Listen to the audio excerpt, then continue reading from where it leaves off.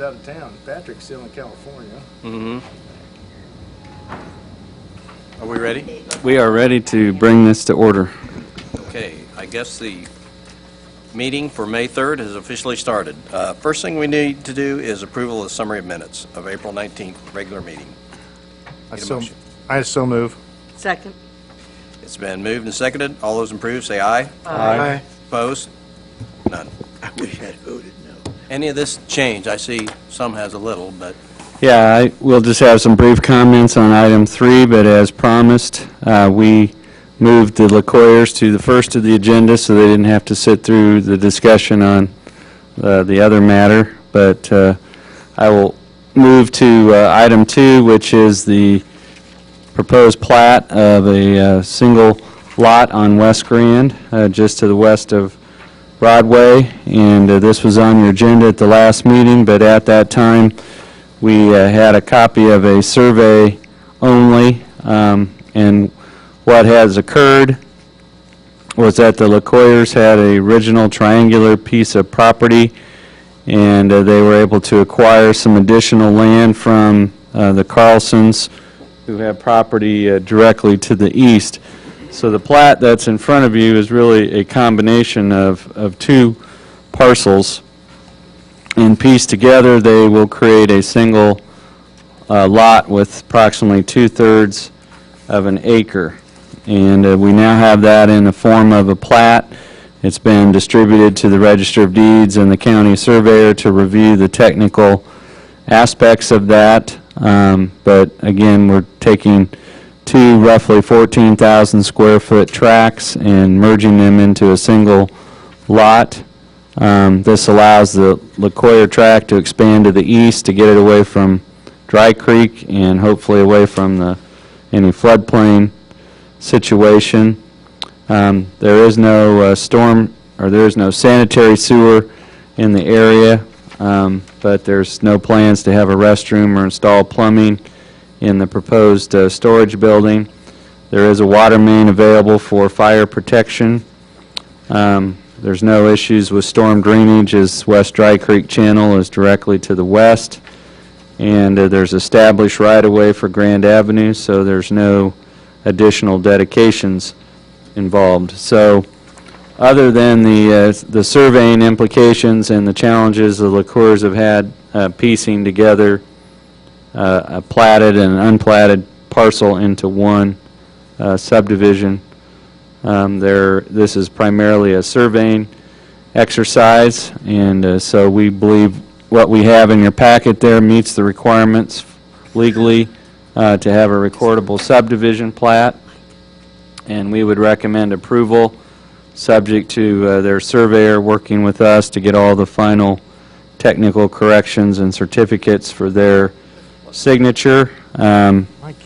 This property is actually held in two different trusts, so we'll have Mr. and Mrs. LaCour signing it a couple times on behalf of each of the trusts, but when that's all completed, there will be a single platted building lot that's zoned, and they'll be in a position to construct their storage building as proposed.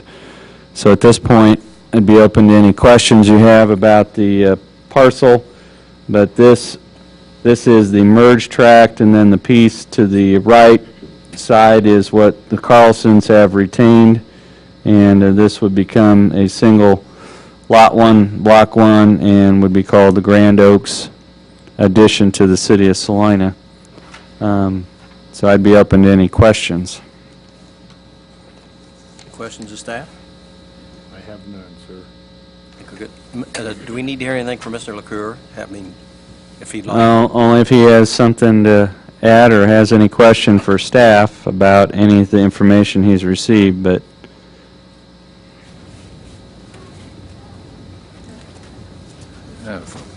Dave LaCure, 1836 Roberts, and I really don't have any more comments or any questions. Are you gonna leave a lot of those trees there? What's that? The spirea trees? Yeah. Yeah, I'm leaving all that out there. Is that a problem? Oh, no. I think it works for me as a kind of a blockage, and Buffer.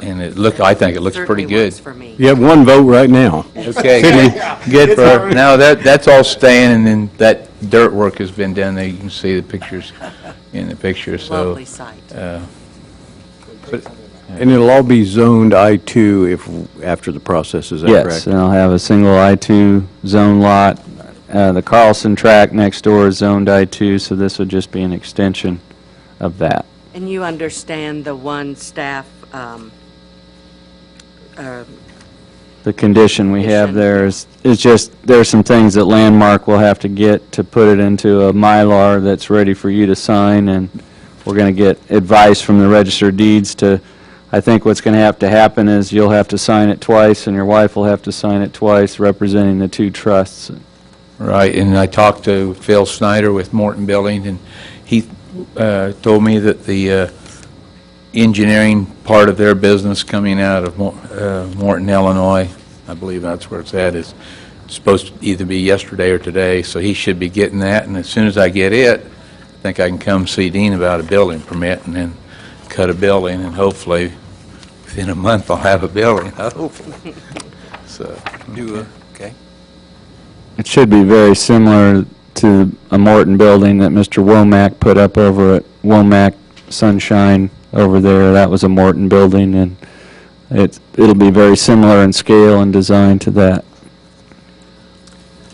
Do I hear a motion? I'd make a motion that we approve application 11-1/1A as recommended by staff. Second? second. It's been moved and seconded. All those in favor, say aye. Aye. It's appreciate approved. it. Thank you very much. Thank you. No, not reading, I can't. Government at work. Other so number 3's For, gone. as to item 3, there's no need for any action or further action, as that has been formally withdrawn, which means it's technically no longer on your agenda. If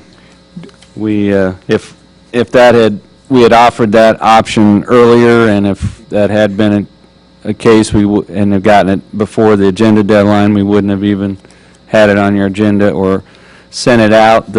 For better or worse, the one exercise that we did go through, and for your reading enjoyment, was to list all the uses that you can do in I-2 that you can't do in C-5, and that may be helpful for future cases. The other thing that was pointed out to us that would be helpful, we're not necessarily putting in your packet, but we certainly need to make available here, is the various sets of maps that we have in the comprehensive plan as far as future land use, areas of change, those types of things. We refer to them in the report, so we need to do a better job of having those available on the screen here. But this, essentially what withdrawal means is that you cannot submit something similar without a waiting period before you resubmit the same thing, and so that's all we know about that at this point. Is that I don't know if the project is withdrawn or just the I-2 portion of that. As far as other matters, the recommendation you made on Pleasant Hill and North Fifth was denial. I'm meeting with the applicants tomorrow to decide whether they want to take the I-2 request and take it on to the City Commission, or submit an actual plan for how they'd use that property and try to sell that plan directly as opposed to opening it up. But the one thing that this report does is it helps show you what could also be available for uses on any I-2 parcel, or particularly at that corner. There's a pretty wide range of uses that I-2 opens sites up for. Upcoming on the 9th is the appeal hearing on Cherry Street Gate. That will be considered by the City Commission. That it was originally scheduled to be heard in April, trying to accommodate the wishes of the owner and also get it heard by the previous City Commission. So now That will be heard this coming Monday, and then we have 3 cases, a proposed mini storage on Clark, where we've got an easement to vacate, and we think we have that worked through. A proposed convenience store that's more gas dispensing than it is convenience store, because the building proposed is about 600 square feet, which is really tiny with lots of gasoline pumps. That's at the corner of Schilling and 9th, and then we've got one other item on there which relates to the Sonic Drive-In on South Santa Fe. You've already approved a plan, but they were able to acquire some additional property from the Salina Regional Health Center and want to modify their plan accordingly. As far as the 17th, there was some discussion last night about practical pedaling, and the week of May 16th through the 20th is being Bike to Work Week. So what we'd like to do before the meeting on the 17th, we've had some conversations and interest in perhaps trying to put together a citizen committee and planning commissioners to look at future trails, a plan for extensions or expansions or related to that. So I think what we'll do is try to have a study session before the meeting on the 17th, and I've talked to some of the practical pedaling folks to come in, and they can talk about what they're doing on a citizen side. But what they showed the City Commission Monday was some tape of a Saturday bike ride that they've organized, where they start at 7th Street parking lot downtown, ride down Highland, basically to get on the 9th Street side trail, take it down to Schilling Trail over to Ohio, the Ohio Trail up to by South High, and then back up Roach and Lewis and those streets to get back to the downtown area. And they're organizing that on Saturdays, but obviously that's just a start. We've got potential riverside trails, we have the levee, we have some other things. So what we'd like to do on the 17th is just have a study session to say what is a bike trail, what plan, what does that entail. You've got on-street riding, you've got levee trail, you've got trails adjacent to streets, and then you've got other areas where you might be able to interconnect. You've got safe routes to school. There's a number of things that could all interconnect there. So since that is bike ride to work week, I thought that would be good to have some of the citizens who are active in the cycling community interact with the Planning Commission on the 17th. Could I ask too, I have some interest in getting back to e-zoning discussion. We kind of left that a while back, and we haven't revisited it again, and I just don't know where we're at on that, so I'd like to move that along if we can. And I know did you send out that agenda planner, Alyssa, to planning commissioners? Sorry, I was going to Okay. and That is to be brought back for recommendation and action the first weekend in June. okay, that's good to know. And then the other one is, we had some discussion about gateways, about prioritizing gateways and a focus on making them look better. And we kind of left that discussion, I think, somewhat excited, but we haven't done anything with it yet. So There was no committee or ad hoc committee or anything formed with the previous city commission, so that's something that we'll have to take up with the 3 new members. And obviously you have Mr. Householder on there, so he is aware of that, and I think you had indicated that Commissioner Shirley had an interest in that as well. So there's one thing that's going on that is going to be slightly related to that has carried on from that, and the Salina Downtown group has formed an aesthetic task force. And what they're going to do is, at the end of that, basically put together a streetscape manual for streetscape items in the downtown area, design manual. And so it'll focus on some of the things we discussed: trees and plantings, planters, park benches, ornamental lighting, things of that nature. And that's going to be put into a design manual basically for the downtown, and have that come back to have you, the design review board, and city commission. But basically it would become a manual that as street traffic signals change or projects are done, then the street furniture, the trash containers, the planters, things like that would be changed out in accordance with those designs. And that's really not been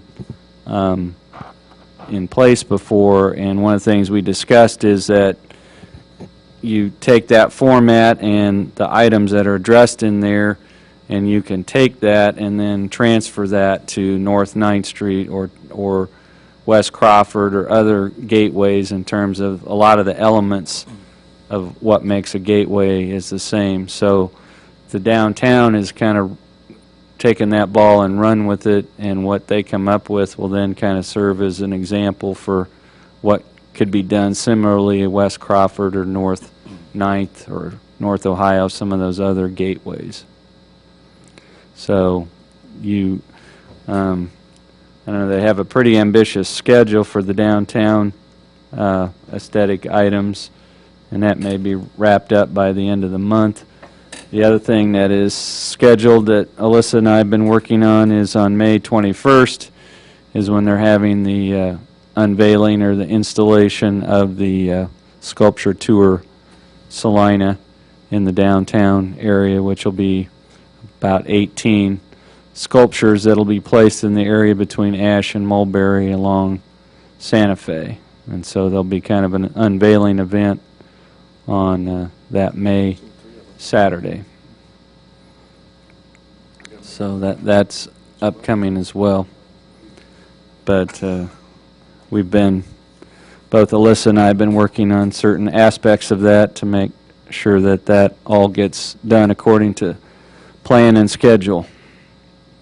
But I think we'll have a busy month of May, and then our focus on the 1st of June will be to get a new public use, educational use district in form. And then, as I said, that's the first step. Then the second step is to go in there and physically map that. So step one will be, here's the components of the district, and then you'll have fire stations, you'll have parks, you'll have school sites that you'll be physically changing the zoning of whatever it is today to that public use district.